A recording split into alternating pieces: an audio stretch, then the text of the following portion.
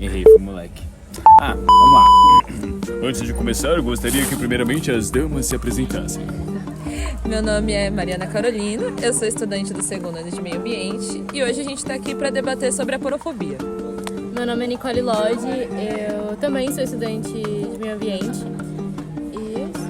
Meu nome é Lucas, eu também sou do segundo meio ambiente e nós vamos fazer uma conversação sobre a porofobia. Meu nome é Samuel Barros Monteiro, também sou do segundo ano de meio ambiente e também estou aqui para falar sobre a porofobia, né? Mas antes de falar sobre isso, a gente precisa entender o que é essa palavra em específico, né? O que seria a porofobia? É preconceito com o pobre. Nossa! A grosso modo, é exatamente isso. A porofobia é discriminação com pessoas de baixa renda, mas é mais voltado para pessoas em situações de extrema pobreza, como pessoas em situação de rua. Mas tipo, a gente pode dizer um exemplo assim do que seria isso? Morador de rua. É porque tipo, assim, como a gente vê ultimamente com aquele tipo de arquitetura que seria aquela, a grosso modo falando, né, arquitetura anti-mendigo, por exemplo, que tá cada vez mais comum. Arquitetura hostil, né? Isso, perfeito. E ainda tem outra coisa que hoje em dia tem uma mudança de nomenclatura, se eu não me engano, foi até a Fernanda que me disse, que não é mais morador de rua, e sim pessoa em situação de rua. Isso, perfeito. Porque assim como o professor Felipe já falou uma vez pra gente, que tipo, falar que uma pessoa é moradora de rua é você aceitar que uma pessoa pode morar na rua. E normalizar esse tipo de vivência, normalizar que uma pessoa esteja numa condição tão desumana que ela pode morar na rua é bem cruel. Exatamente. E nós pensamos que a porofobia está muito longe da gente e na verdade não. Nós temos casos muito próximos aqui da nossa região que estamos gravando o podcast, no caso em Suzano, como por exemplo pontos de ônibus com espaços vagos no meio deles, com a justificativa de separar pessoas que andam de cadeira de roda. Na maioria das vezes não é exatamente isso. Na verdade, esses pontos são feitos para que, como eu havia dito, pessoas em situação de rua não consigam dormir nesses espaços. Ou, por exemplo, pedregulhos na frente de lojas. Às vezes pensamos que isso é apenas sujeira, mas na verdade não. É uma arquitetura hostil justamente para pessoas que estão vivendo nessas situações não consigam se achegar a esses lugares. É um exemplo claro também de como explicar a porofobia. No caso, a gente comentou agora há pouco sobre algo exposto na mídia em uma novela infantil, dá pra chamar conceito de novela. O descaso da personagem Maria Joaquina por parte do Cirilo, onde ela tem aversão ao menino por simplesmente ele ser preto e pobre.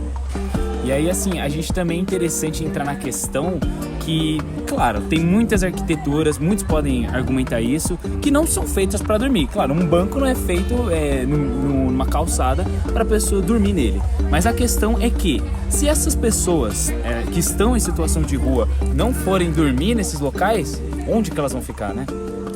Então, há um descaso, tipo assim, eu tenho familiares que já trabalharam na prefeitura de São Paulo e eu acredito que, assim, é uma questão muito municipal forte também. Há um descaso muito forte da prefeitura de Suzano, né, tipo assim, porque sou moradora daqui, com as pessoas em situação de rua. Porque, tipo, por exemplo, a gente vê, por exemplo, na prefeitura de São Paulo, eles têm programa de assistência social, eles têm uns lugares, em algumas partes de São Paulo tem lugares para dormir, onde vai, busca a pessoa, leva ela de van até o lugar, ela toma banho, come, então há uma assistência maior. Só que a gente vê esse tipo de atividade bem mais reduzida aqui em Suzano. Parece que é descaso, parece que realmente destratado, é como se não existisse. Então, exatamente, meninas.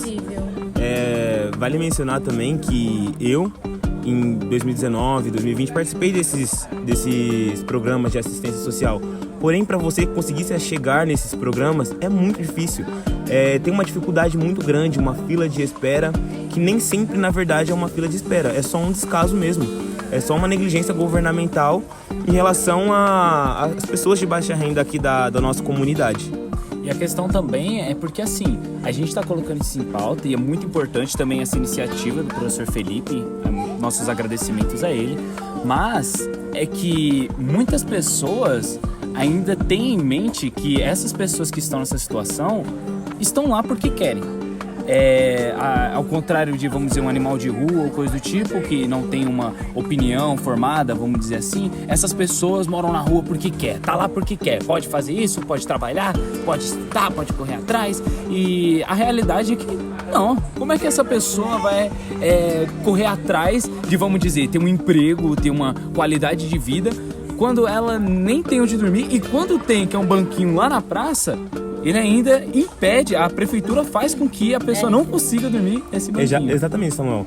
E a gente entra naquele termo bem conhecido, que é a meritocracia, que é muito utilizado hoje em dia por pessoas da alta sociedade como justificativa para querer justificar que pessoas em baixa renda apenas não se esforçaram para estar lá em cima.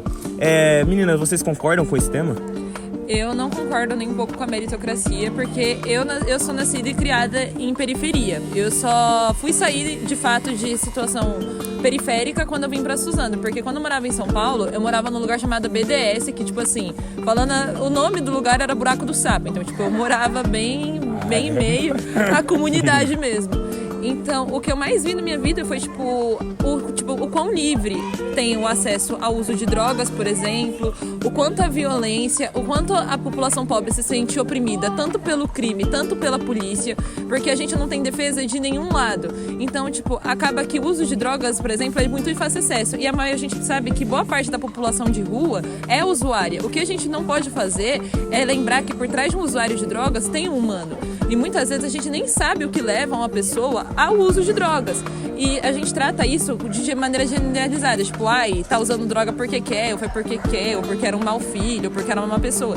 Mas muitas vezes essas pessoas, por exemplo, são pessoas depressivas que não têm acesso a um tratamento psicológico e acabam seguindo por um caminho mais fácil e mais barato. Porque, querendo ou não, a droga é mais barata do que um terapeuta. É muita boa colocação, Mari. E, Nicole, o que você acha desse tema? Eu acho que meritocracia não existe enquanto os burgueses, os maiores, nascem e crescem no mérito, enquanto os pobres estão cada vez empobrecendo mais. É o famoso de cima sobe e o de baixo desce. E é um ciclo vicioso, é como se fosse uma roda falar de meritocracia, porque... Exatamente, eu coloquei essa bomba aqui no meio, mas vamos expressar também. É muito fácil quem está em cima falar que quem está embaixo não tentou, porque quem está lá em cima já tem o que está lá em cima. Nasceu então, lá. Já nasceu lá, na maioria dos casos. Ou herdou o mérito. Nem sempre, mas na maioria dos casos é dessa forma. E para uma pessoa que vive numa comunidade, vou ser bem direto, numa favela, uma pessoa que vive numa favela, uma mãe, por exemplo, tem que sustentar 3 filhos, mãe solteira, que não tem nenhum apoio do resto da família ou até mesmo do governo. É muito fácil quem tá lá em cima falar que ela não tem força, que ela não consegue porque é descaso dela, porque é descuido dela, que é descuido dela porque você já tá lá em cima. Você conseguiu o que você já tinha. Agora, quando você está lá embaixo, é muito difícil de você subir, principalmente em questões de... quando a pessoa é preta, quando a pessoa é LGBT, que já vem todo o peso carregado desde a sua nascença até você chegar lá em cima. A gente tem que lembrar que muitas das questões, todas, né, que nós vivemos e somos, é graças ao ambiente que nós vivemos, estamos propícios, não, nós somos influenciados. Tem pessoas que dizem que não, mas nós somos o que nós vivemos até hoje, seja desde a nossa infância ou agora na nossa adolescência, até a nossa vida adulta, até a velhice e a nossa morte. Nós somos influenciados e nós somos o nosso meio. Mas nós não devemos esquecer também que, querendo ou não, nós chegando onde nós chegamos, em partes, realmente, foi um mérito nosso. Não devemos colocar isso como um todo, que tudo é só a pessoa se esforçar, se você querer, você consegue. Chega até a ser muito utilizado em frases motivacionais, mas nós não devemos levar em nenhum deles pro extremo, porque é algo que, inclusive, eu levo muito pra minha vida, que quando vai num extremo muito absurdo, se torna até um pouco burro, vamos dizer assim, porque não tem como extremizar tudo, extremizar que a pessoa tá na rua porque quer.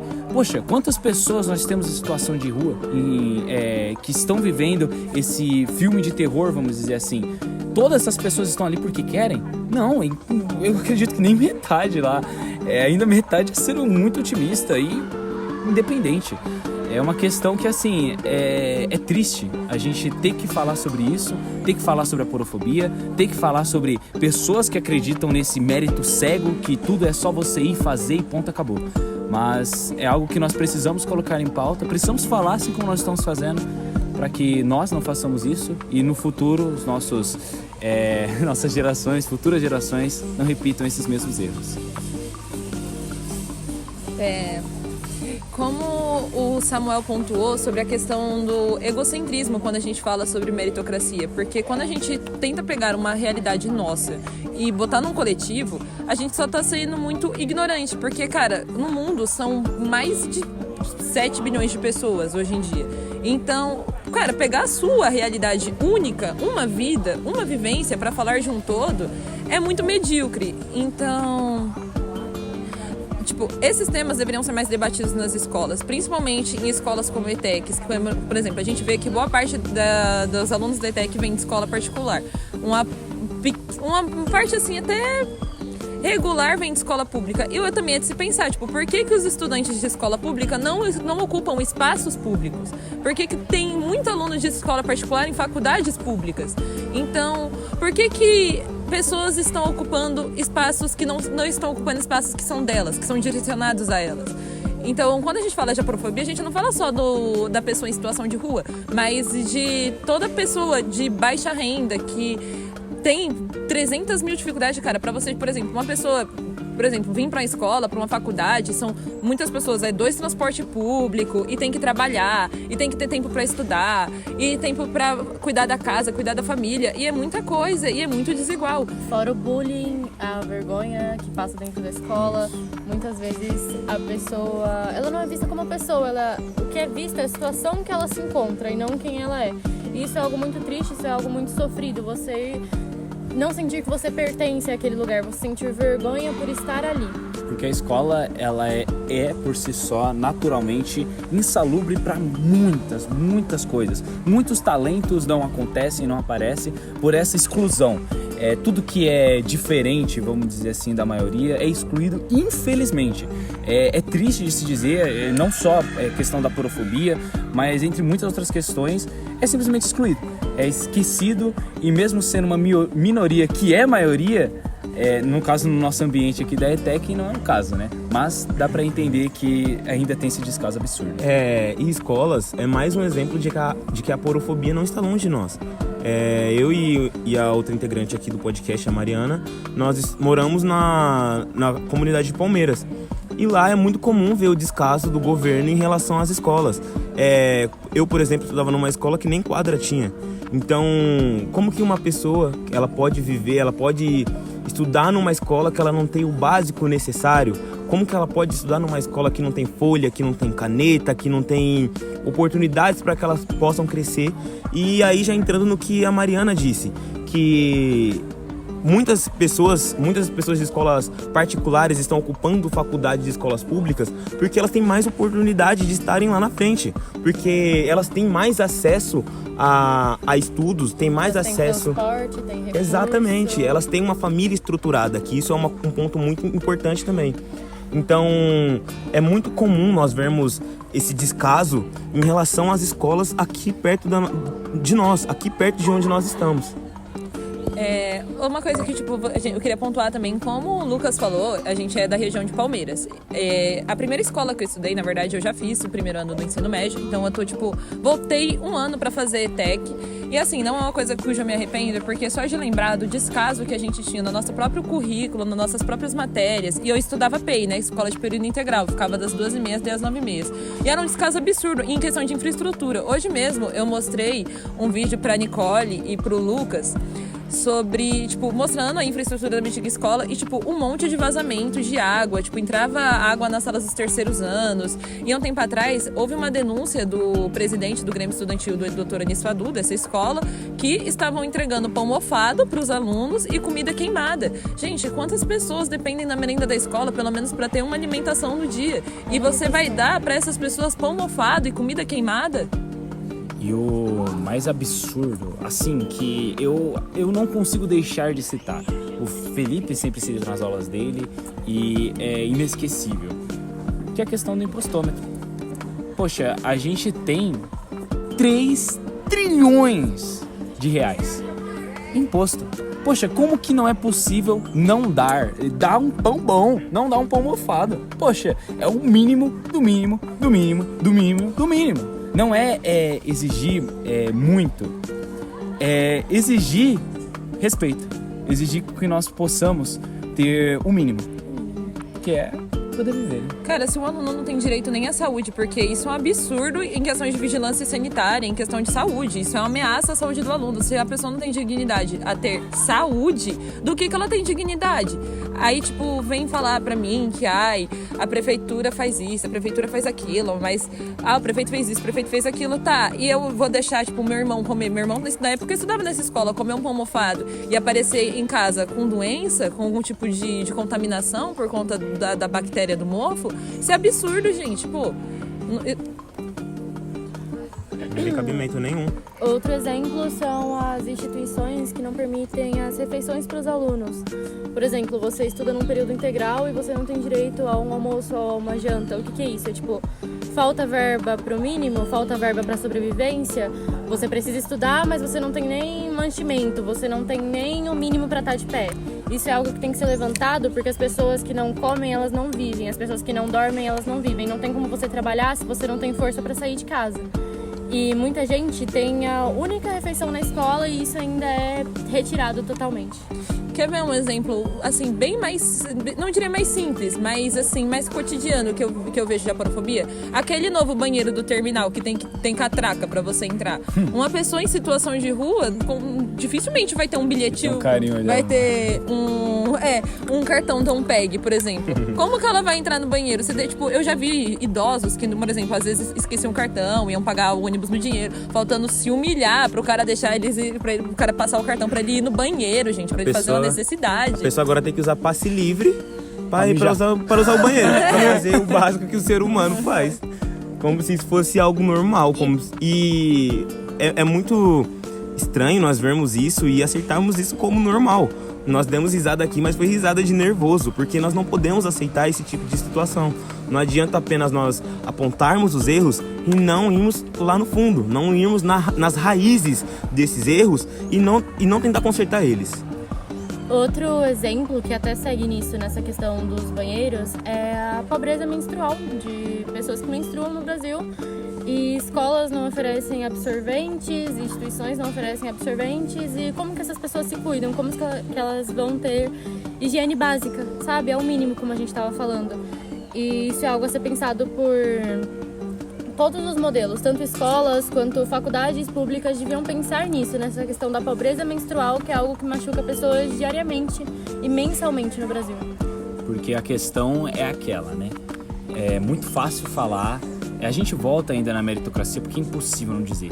Poxa, a pessoa não tem onde mijar, cara. A pessoa não pode mijar num banheiro, tem que passar um cartãozinho, não pode comer, não tem um almoço na escola que seja, mas ela tem que estudar. Ela tem que chegar na hora da aula, tem que ficar horas e horas cansativas, porque não é fácil. A gente que consegue ter uma boa alimentação, é difícil.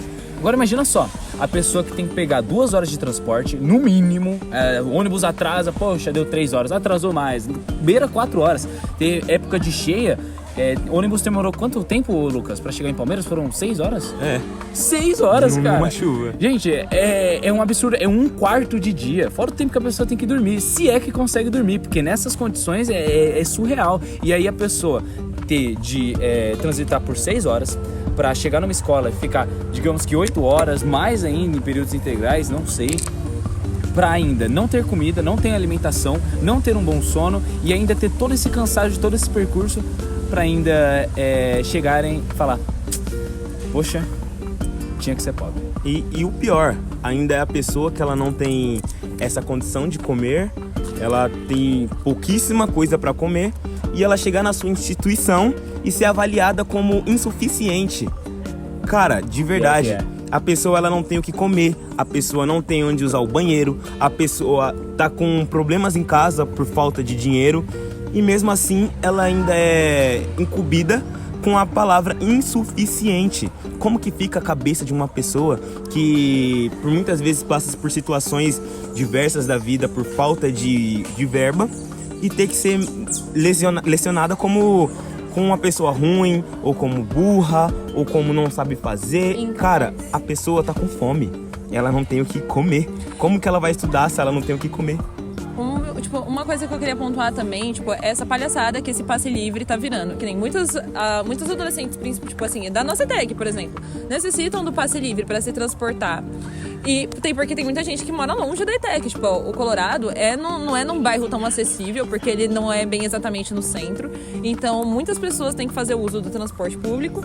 E, por exemplo, eu e o Lucas, que mora em Palmeiras, a gente tem que pegar 2 integrações, a gente tem que pegar 2 ônibus. E a gente estão simplesmente cortando as integrações. A gente tá acabando ficando sem dinheiro no final do mês no passe livre pra vir pra escola. E, por exemplo, ontem mesmo, anteontem eu tive que faltar porque eu não tinha dinheiro pra vir.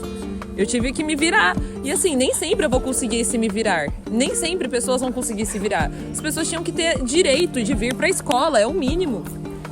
Só que assim, antes da gente finalizar, eu gostaria de pedir pra Nicole uma opinião, né? De como que a gente pode dar uma resolvida, vamos dizer assim, amenizar ou resolver por completo esse problema da aporofobia. Bom, só se eu virar a presidenta do Brasil, né? Eu acho que é a solução mais prática. Só se eu entrar no governo amanhã. Nas próximas eleições aí, Nicole, qual vai ser seu número? Tem que ser um número legal. Pensa no número legal aí que depois a gente divulga, faz uma campanha eleitoral bem legal. Mas acredito que seja isso, pessoal. Tem muita coisa que gira acerca da aporofobia e se a gente for falar mesmo sobre todos os problemas que cercam essa questão, acredito que vai muitos podcasts nisso. Então, podemos encerrar aqui? Podemos? Perfeito. Gostaria de me despedir. Fiquem com Deus. Fiquem com Oxalá. Muito obrigado com o Espírito Santo. Fiquem bem aí com as forças do universo, Jesus, esoterismo. Obrigado. Tchau, Valeu. beijoca. Beijo!